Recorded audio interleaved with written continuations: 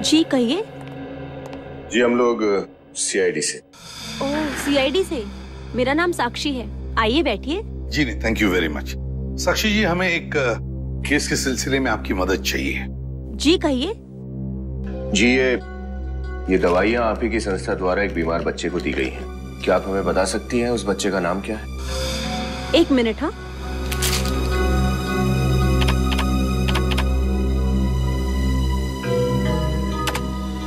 गिरीश को। गिरीश?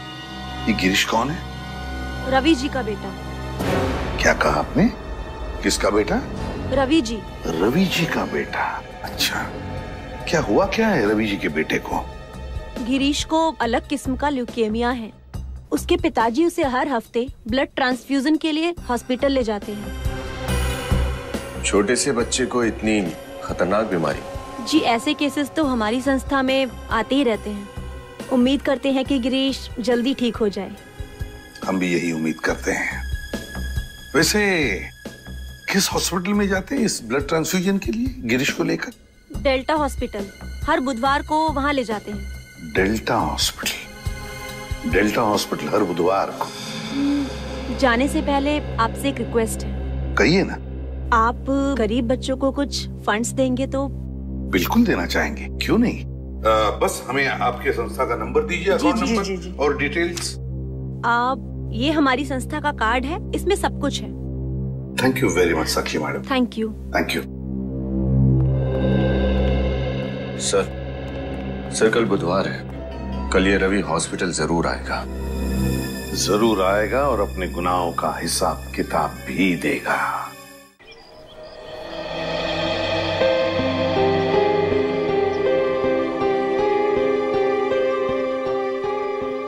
एक बार कछुए और खरगोश में रेस हुई।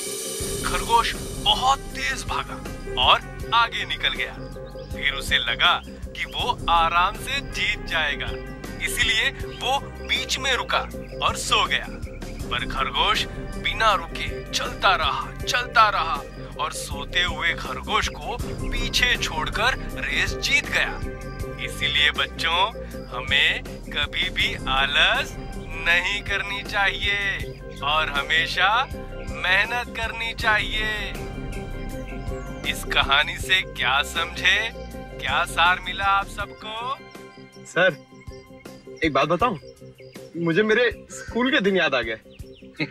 अच्छा, तुम स्कूल भी गए थे? अरे सर, स्कूल क्या, मैं तो कॉलेज तक गया हूँ, उसके गेट तक। अर्शिया तुम? सर मैं तो रोज स्कूल जाती थी, टॉप करती थी हमेशा, टीचर्स की फेवरेट थी मैं। क्या बात है। सर आप? मैं एवरेज स्टूडेंट था, ठीक ठाक ही था, 70-75% तो मिल ही जाते थे। हाँ, स्पोर्ट्स में बहुत अच्छा था। अरे सर ये तो कुछ भी नहीं है, स्पोर्ट्स में तो मैं अच्छा था। जब भी टग ऑफ वॉर होता था ना, मैं एंकर बनता था, नंबर 1 एंकर था अपने स्कूल का। और जब भागता था सर, क्या भागता था सर, कोई पकड़ ही नहीं पाता था। क्रिकेट टीम में तो मैं रहना जरूरी था सर, मुझे तो रहना जरूरी था क्रिकेट टीम में। और फुटबॉल सर, जो फुटबॉल था मेरा। स्कूल की छुट्टी हो गई सर, स्कूल की तो छुट्टी हो चुकी है, लेकिन अब तक हमने कोई भी गड़बड़ वाली बात नहीं सुनी है। लगता है अंजलि ने वो रवि वाला प्लान यहाँ पर नहीं कहीं और सुना होगा।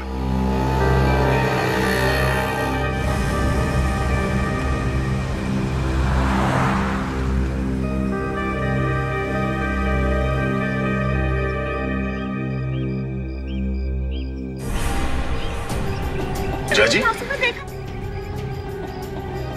सर ये तो बहुत टेंशन में लग रही है, रो रही है। चलो चल के देखते हैं।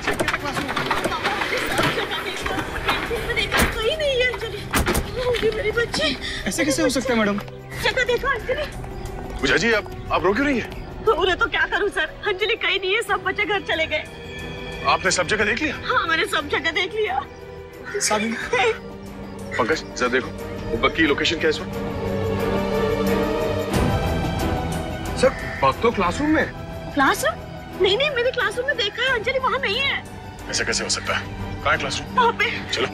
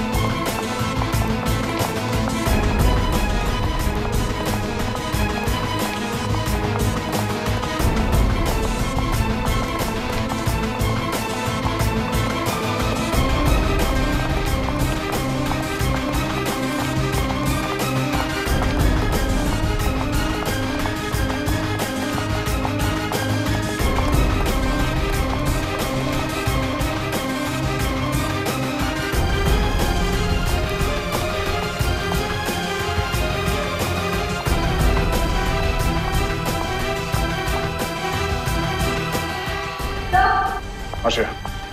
सर अंजलि का हेयर बैंड है। Oh no. सर इसका मतलब रवि को पता था कि हेयर बैंड में बग है। रवि को कैसे पता चला? मुझे क्या पता? सर जरूर इसमें कोई अंदर वाला मिला हुआ है।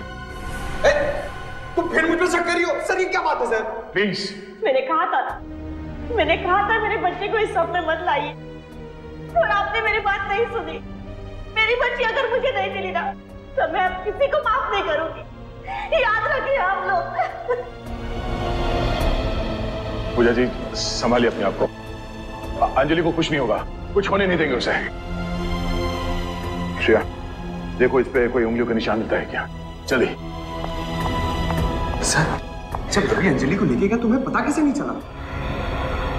हाँ मतलब रवि के साथ स्कूल का कोई आदमी मिला हुआ है। ये आप क्या कह रहे हैं? अंजलि का गायब होने से हमारे स्कूल वालों का हाथ कैसे हो सकता है? हम अपने बच्चों का ख्याल बहुत अच्छी तरह से रखते हैं। वो तो दिख ही रहा है कि कितना ख्याल रखते हैं आप लोग। एक 8 साल की बच्ची क्लासरूम के अंदर से गायब हो जाती है और आप में से किसी को कुछ भी नहीं मालूम। कैसे काम करते हो तुम? अंजलि स्कूल के गेट से ही बाहर गई होगी ना, और तुमने उसे देखा नहीं जाते हुए? मैडम मैं तो गेट पर ही था, अंजलि बाहर गई नहीं। अंजलि बाहर नहीं गई, अंजलि स्कूल में नहीं है, तो अंजलि है कहाँ? मेरी बेटी अगर नहीं मिली ना तो मैं स्कूल पे केस कर दूंगी। नहीं मैडम प्लीज शांत हो जाइए, आपकी बेटी आपको मिल जाएगी। अच्छा एक बात बताइए, किसी अनजान आदमी को आप स्कूल के अंदर आने तो नहीं देते होंगे ना? नहीं सर। तो फिर जरा सोच के बताइए, पिछले कुछ दिनों में आपने किसी नए स्टाफ को काम पे रखा था यहाँ पे? हाँ आपने नया बस ड्राइवर रखा ना, जिसने कल से ही ज्वाइन किया था। हाँ हाँ हाँ हाँ, क्या नाम है उसका? केतन ना? केतन। केतन? क्या यही केतन है? हाँ यही है वो। क्या हुआ इसे? केतन भूषण, न जाने कितने नाम बदलेगा ये रवि। सर कहीं स्कूल बस में तो लेके नहीं चला गया अंजलि को? School bus? हो सकता है। अच्छा आपने अचानक इस केतन को काम पे क्यों रखा? क्योंकि पिछले कुछ दिनों से हमारा पुराना ड्राइवर बीमार हो गया था और वो काम पर नहीं आ रहा था, इसलिए उसने अपने दोस्त केतन को भेज दिया। क्या वो पिछला ड्राइवर ऐसा दिखता था? हाँ यही है वो। सर ये रवि तो बहुत शातिर निकला, अंजलि को हमारी आंखों के सामने से लेकर चला गया। चाहे जितना शातिर हो ये रवि, हमारे हाथों से बच नहीं पाएगा। पूजा जी प्लीज हौसला रखिए, आपकी बेटी अंजलि को कुछ नहीं होने देंगे, उसे ढूंढ निकालेंगे, जान की बाजी लगा देंगे हम। सर आखिर इस रवि की क्या दुश्मनी हो सकती है दया सर से? मैं भी दिन रात सोते जागते याद करने की कोशिश करता हूं, पर मुझे नहीं लगता कि मैं इस आदमी से पहले कभी मिला भी हूं। हो सकता है असली खिलाड़ी कोई और वो रवि का इस्तेमाल मोहरे की तरह कर रहा हो, कुछ सामने नहीं आना चाहता हूं। सर हो सकता है ये रवि ये सब सिर्फ पैसों के लिए कर रहा हो। नहीं श्रेया, मुझे नहीं लगता ये पैसों के लिए कर रहा है। अगर ये बात होती तो लाखों रुपए लेता ऐसे खतरनाक काम के लिए, और फिर अपने बेटे के इलाज के लिए किसी एनजीओ का मोहताज नहीं बनता वो। नहीं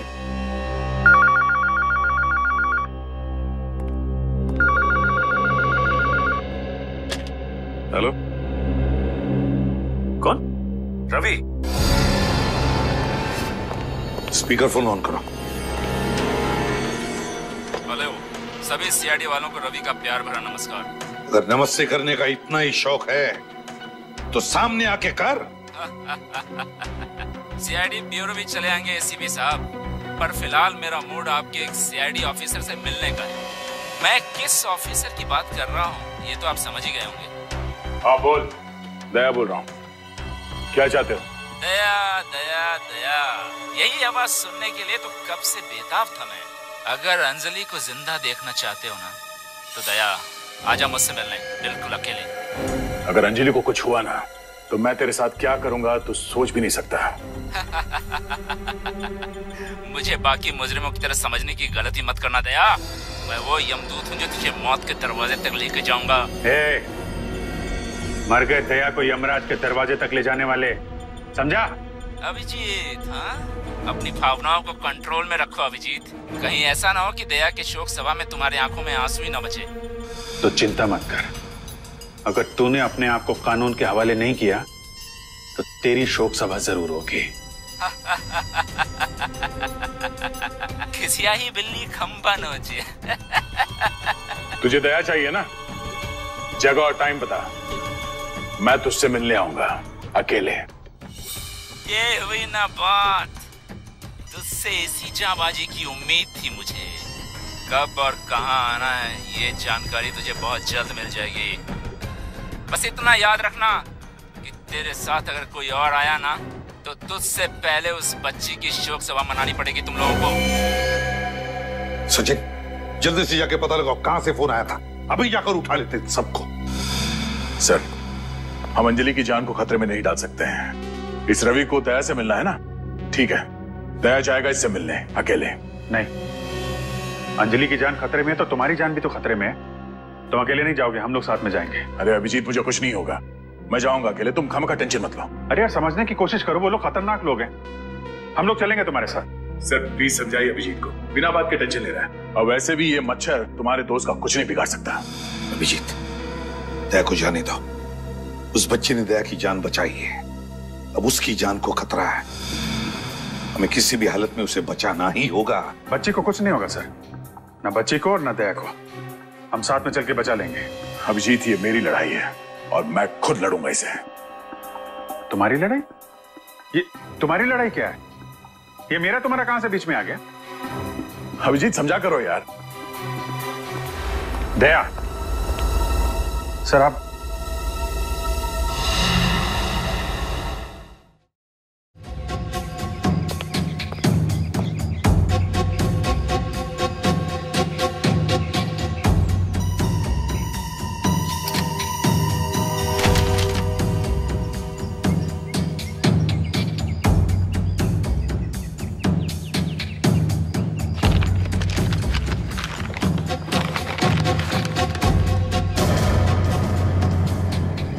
अंजलि,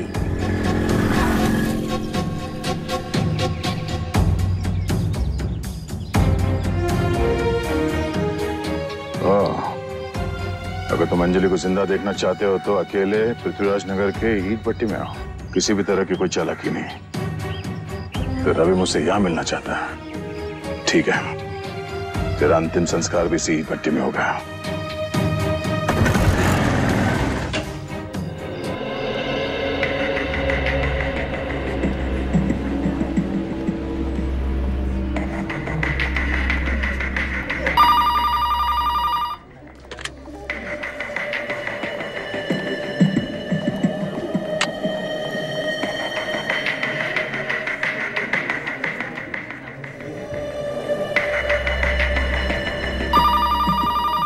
सर 11:15 हो गए, रवि तो अब तक आया नहीं। जरूर आएगा विनीत, जरूर आएगा। बाप है वो बच्चे का, अपनी बेटे की जिंदगी के लिए वो जरूर आएगा। सर कहीं इस रवि को पता तो नहीं चल गया कि हम उसका यहाँ इंतजार कर रहे हैं? कैसे पता चलेगा उसे? ये बात तो सिर्फ हम दोनों को ही पता है ना।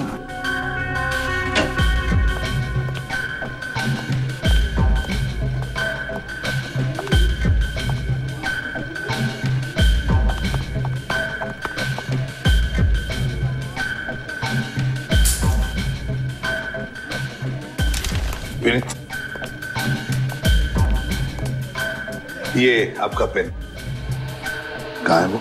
सर ये रवि की वाइफ, उनका बेटा गिरीश। ओ, आप रवि की वाइफ है और ये आपका बेटा गिरीश। रवि कहाँ है? मगर आप लोग कौन हैं? और रवि से आपको क्या काम है? हम रवि के दोस्त हैं। लेकिन मैंने आपको पहले कभी नहीं देखा। वो क्या है ना कि रवि ने हमसे घर आने जाने के लिए मना किया था। आपको तो पता ही है, सीआईडी और पुलिस दोनों रवि के पीछे लगे हुए हैं। क्या है, उससे बहुत जरूरी काम था। ओह, कोई संदेश है तो आप मुझे दे सकते हैं, मैं रवि को बता दूंगी।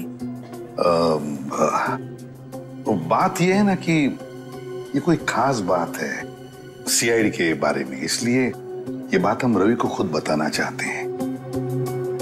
अगर आप बताओगे कि रवि कहाँ है इस वक्त तो अच्छा होगा। ठीक है। अच्छा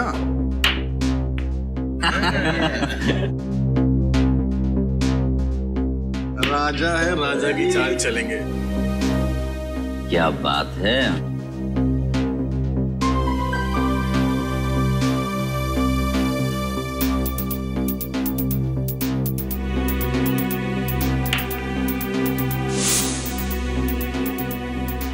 तो मेरा भी जलवा ये लो। तू भी जलवे दिखा। हाँ।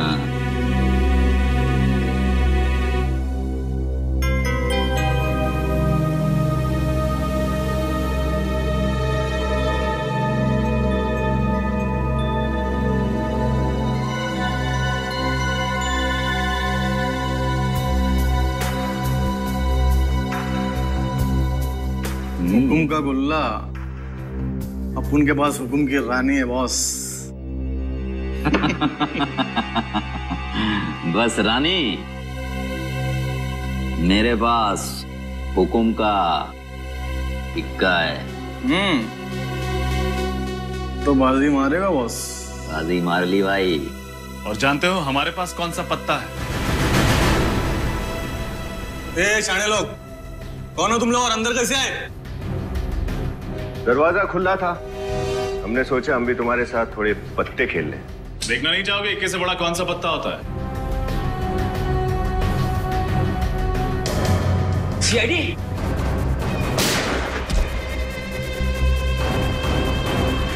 और किसी को प्रणाम कहना है ऊपर जाके? कहां चले रवि बाबू, तुम्हारे लिए तो ये सारी दौड़ धूप की है।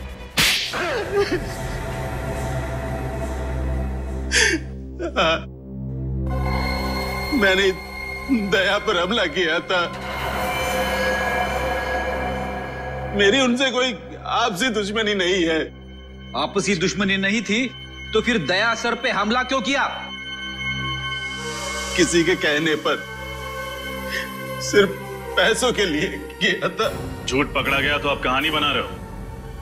नहीं साहब, मैं झूठ नहीं बोल रहा। मैंने जो कुछ भी किया सिर्फ अपने बच्चे के इलाज के लिए किया था साहब। बकवास बंद करो।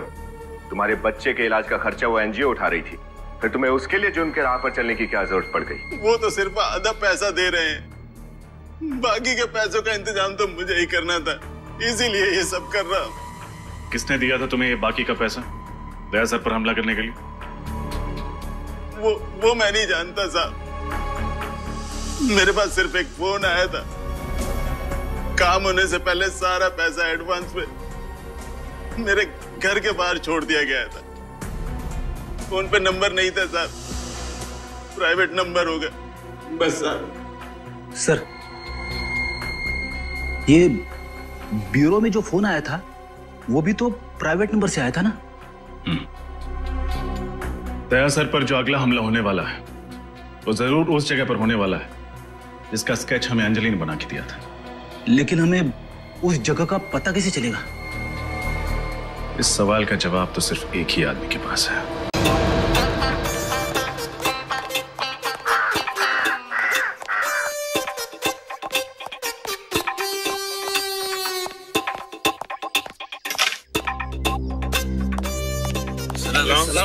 सलाम सलाम। बैठो बैठो। और डेचू भाई, कैरम के दो हाथ हो जाएं। नहीं, वैसे भी मैं अगर बैठ गया ना तो तुम सबके गिल्ले उड़ जाएंगे, गिल्ले। आज मैं बहुत सीरियस मूड में हूँ यार। Serious mood? क्या हुआ डेचू भाई? जैसा कि तुम लोग जानते हो कि अब मैं भी सीआईडी टीम का एक अहम हिस्सा हूं, और उस सीआईडी टीम का मेरे जैसा ही एक खतरनाक खिलाड़ी इंस्पेक्टर दया, वो खतरे में है। भाई, दरवाजों का दुश्मन दया? हाँ, वही दया जिसके एक थप्पड़ से अच्छे अच्छे मुजरिमों के दांतों में पियानो बजने लगते हैं। और अब वो अंजलि नाम की एक बच्ची को बचाने के लिए अकेला मौत के मुंह में चला गया है। अब उसे बचाना मेरी यानी ढेंचू की जिम्मेदारी है। पर दया जी गए कहाँ हैं? यहाँ, ये देखो यहाँ। यहाँ पर तो बहुत सारी ईंटें हैं। अरे ये तो मैं भी देख सकता हूँ। अगले आधे घंटे में तुम लोगों को पता करके बताना है कि ईंटों वाली जगह है कहाँ, जहाँ मेरा दोस्त दया अकेला जान की होली खेलने चला गया है। दया सर आपके दोस्त हैं?